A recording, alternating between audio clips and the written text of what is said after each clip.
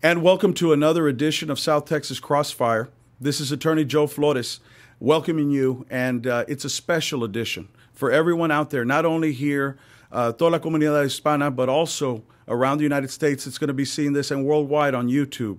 We're commemorating a great man, and we wanted to put a Hispanic or a Mexican-American mark on commemoration of a great man, Senator Ted Kennedy, who not only served children and the downtrodden, but also served the elderly. He also kept our veterans safe, and he's also kept people safe in Iraq and around the world, supplying them with armor. He served on the Armed Services Committee. He served on Healthcare Committee. He passed over 500 bills that changed our world forever, and he's protected the elderly. As he passed away this day, August 25th, 2009, and we're commemorating him, we want to also honor his family, and we want to let them know that they have just put an indelible mark in the fabric of American history.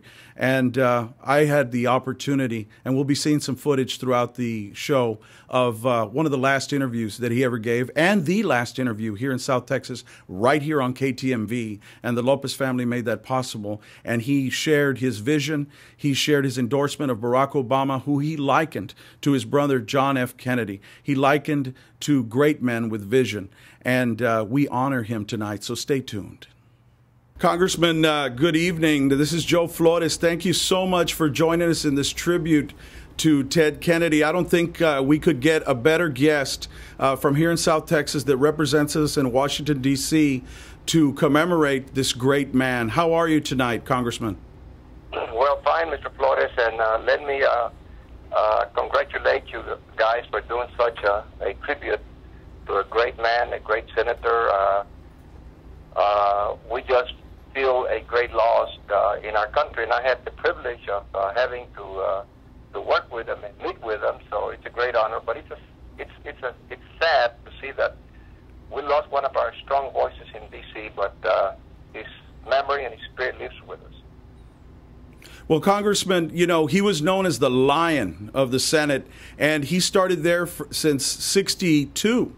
And I know that you shared many experiences with him. Talk to me about some of the first experiences that you had with Senator Kennedy. Can you tell us a little bit about that, to learn more about such a great man?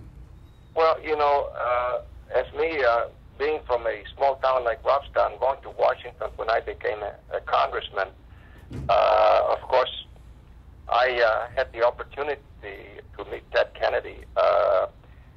And then, of course, I was assigned to the Armed Services Committee, and he was a member of the Armed Services Committee and served there. And I just talked to him not too long ago because as members, you know, we just passed a bill for the last session, and we have conference. Sometimes when the bill is not worked out in either house, we have to have a conference and work out the differences in the bill. So I used to talk to him 2, 3 times, 4 times a year.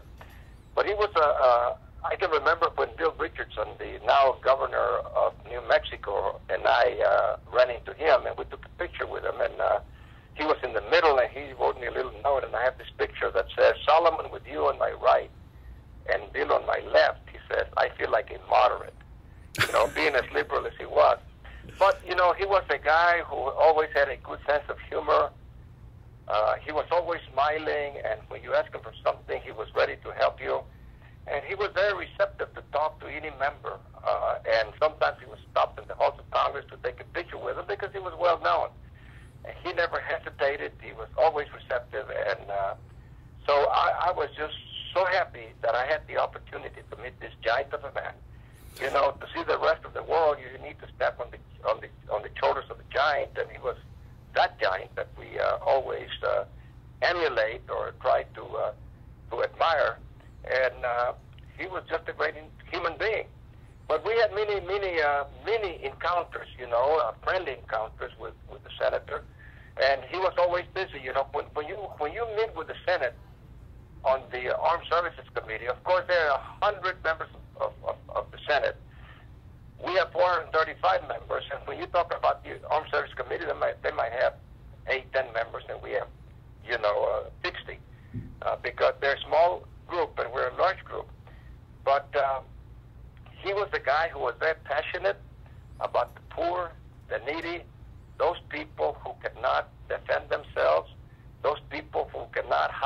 lobbyists to go and represent them. He was their voice. He was very passionate in defending the rights of the poor, the minorities, black, whites, yellow, anybody that he felt were not represented in the halls of Congress. He was there to support and defend the little guy. Well, and I'm glad you brought that out because, I was a great admirer of him, Congressman, and he will be missed. Before he got diagnosed with that tragic brain cancer, I had the opportunity to interview him. And at the time, he really had the courage to come out and support Barack Obama when he knew that there were some in the party that may be against that. And he came out strong here in South Texas, here on KTMV, and with the Lopez family support, we brought him on interview, and we were very, very blessed to give the last interview in South Texas that he ever gave in March of 2008. And let me ask you, from your experience for the 3 decades that you've served us in Washington and decades before that here in South Texas, what sort of impact did he have on the Mexican-American experience here in South Texas in your view? Well, he had a great impact, and I think that one of the reasons why he was always defending immigrants and people who might be undocumented, in the United States was that at some time they felt the backlash of people who did like immigrants because, his family was Irish, coming from Ireland. And there was many places back then, I'm talking about, maybe 60, 70 years ago, when the Irish were not welcome in that part of the world, New York, Massachusetts, New Jersey. So he felt and he experienced discrimination as well. And I think this is one of the reasons why he was so passionate about defending the rights of the immigrants, those that are here who have been mistreated, those that have been separated from the families, those children that have been moved to another country without even living there just because the mother or the father happened to be an immigrant from another country. And he sensed that. And he was always, if you remember years back, he supported him and McCain, yes, supported an immigration bill that didn't go anywhere because people wouldn't support it. But he was very passionate not only about immigrants, about immigration. You name any health care bill, he's got the stamp of Ned Kennedy. But, I had the honor to work with some of his family relatives. I worked with Joseph Kennedy, who is his nephew. He was Robert Kennedy's son, and he served with me as a member of Congress.